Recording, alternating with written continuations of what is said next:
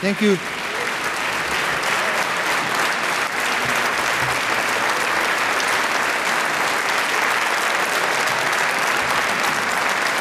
Thank you very much. Thank you. Ladies, thank you.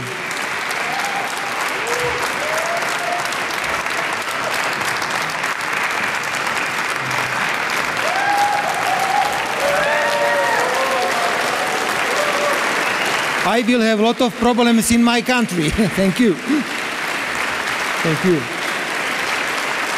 Ladies and gentlemen, dear friends, first of all, I want to thank the organizers and the Prime Minister of Hungary, Viktor Orbán. God bless him for his wisdom and courage, for the invitation and the opportunity to express a few reflections.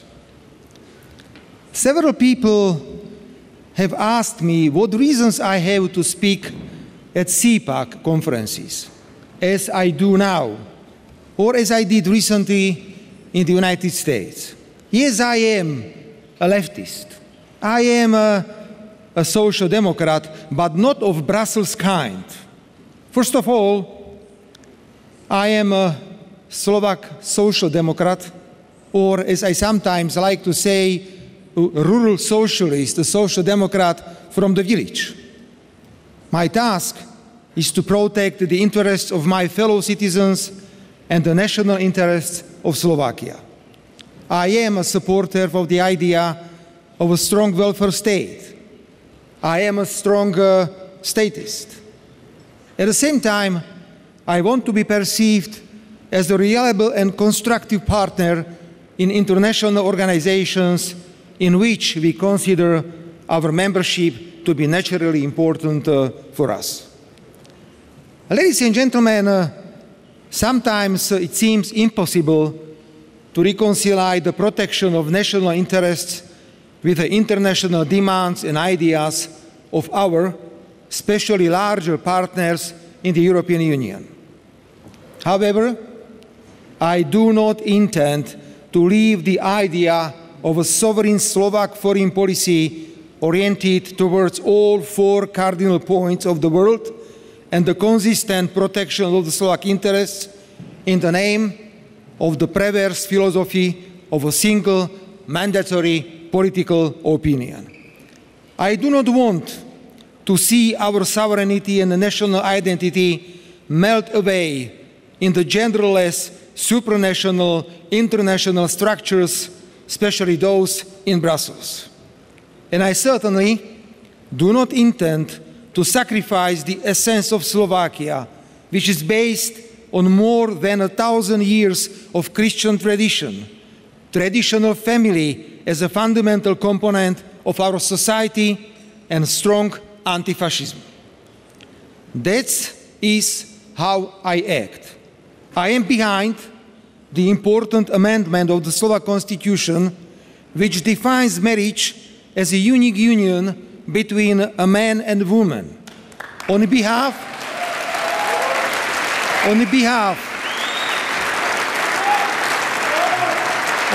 of the government, I submitted to Parliament a further constitutional amendment concerning the existence of only two genders, or the conditions for the adoption of children. As a strong leftist, I have no problem spending the night with the people on the production line to support higher night shift allowances or wage increases. As an anti-fascist politician, I felt the need to pay my respect in May this year in Moscow to more than 60,000 soldiers who died during the liberation of Slovakia. If such, ladies and gentlemen, if such sovereign and values-based behavior is a crime in Europe, we are on a very bad and dangerous path. If a political activist of the Slovak opposition wanted to assassinate me for my political positions, we are on an even more dangerous path. Value conflicts and disputes over the understanding of national sovereignty and identity do not only take place at the national level. In the EU, together with my friend Viktor Orban, I clearly opposed mandatory quotas and the wrong approach to illegal migration. At a time when nuclear energy was taboo in the European Union, I pushed for the completion of 2 more nuclear units in Slovakia. I am an uncompromising advocate of respect for the rules of international law. Slovakia does not have enough fighter jets, missiles, drones, and ammunition to enforce its ideas by military force. If we withdrew Slovak troops from Iraq, we did so because the war was a flagrant violation of international law with a huge civilian casualties. I am talking about the same gross violation of international law now in relation to the war in Ukraine.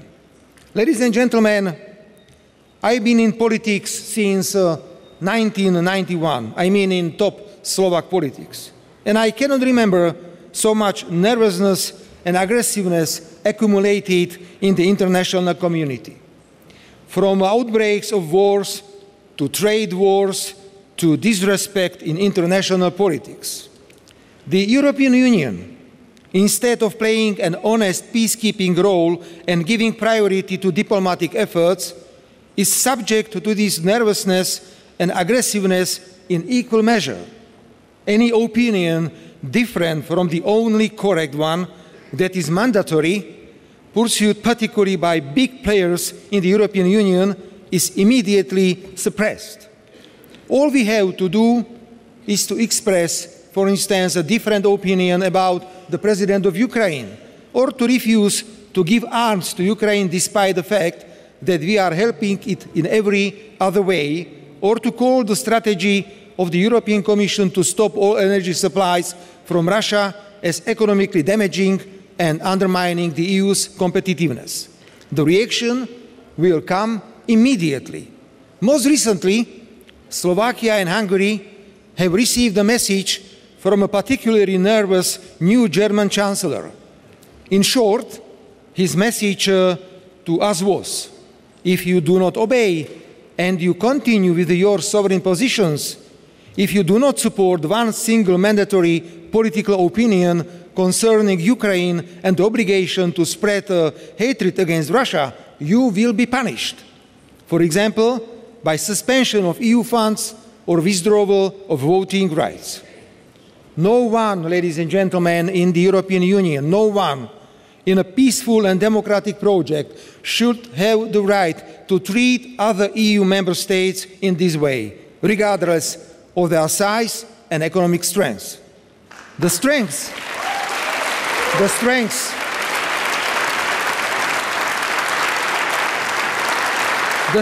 of the European Union lies in compromises, mutual respect, and the rejection of the dictates of the stronger against the weaker.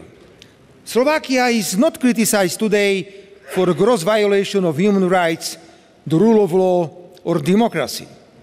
That is what had here in 2020-23, when we were in the opposition illegally arrested and accused, when the mouths of the free media were shut, when innocent people were dying in detention. Where were the great democracies and the European Union as a whole then?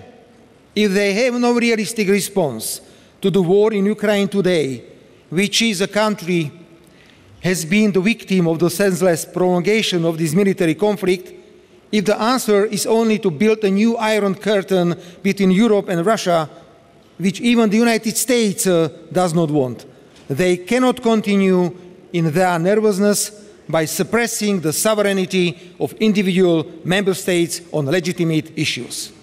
Ladies and gentlemen, we may have to expect unprecedented decisions, such as, for example, the abolition of the right of veto of EU member states and its replacement by qualified majority voting. The time may indeed come when there will be punishments for having a sovereign opinion on EU competitiveness or the war in Ukraine. One thing I do know, however, for sure, and before that thing, I want to warn and take this opportunity to send my warning as far as possible.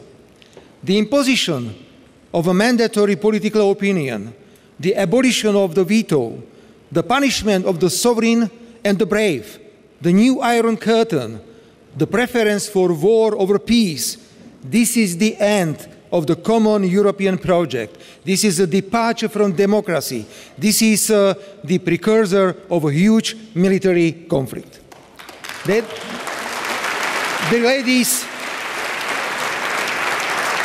ladies and gentlemen, this is not EU vision that I intend to support. After all, the Union should be built on the principle of unity in diversity, instead of irritated responses to our sovereign opinions. Together, we should launch a constructive discussion about the EU's future. After all, we see that trust in the Union's institutions is deeply eroded, whether it is individual failures of individual members of the European Commission or the various yet unsuccessful visions, strategies, concepts and roadmaps that have led us to economic decline, loss of competitiveness and unprecedented security challenges.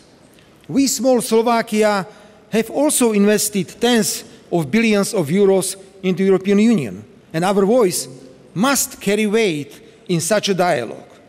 And if we truly care about peace, we must be willing to communicate even with those who are often demonized like Russia. Only in this way we can end the war in Ukraine, which is weakening us all and in recent weeks significantly threatening us given the increasingly irresponsible saber-rattling by most European countries. Ladies and gentlemen, I conclude with a challenge. Let our diversity, sovereignty and national identity be our strength and not weakness. Thank you very much.